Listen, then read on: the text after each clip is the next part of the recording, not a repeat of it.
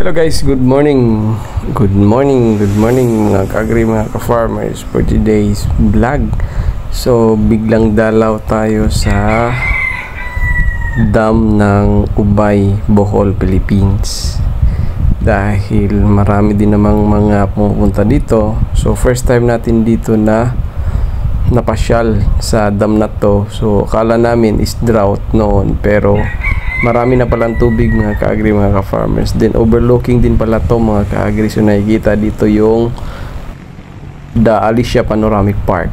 So maganda siyang mag-relax at magpa-unwind mga ka-agri, mga ka-farmers, kasi nga green yung mga palibot. Then nakikita natin yung mga bulubundukin tulad yan mga ka-agri nasa likod natin. And then yung lugar is malinis. Then inaalagaan din nila yung paglilinis ng mga damo.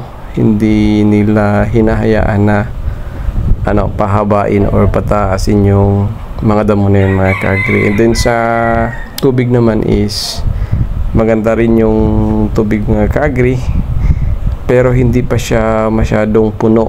Kumbaga wala pa siyang pundo para good for irrigation, kasi ito mga ka-agri sa mga beneficiary farmers ng Ubay. So ito yung supply ng tubig tuwing rice field season.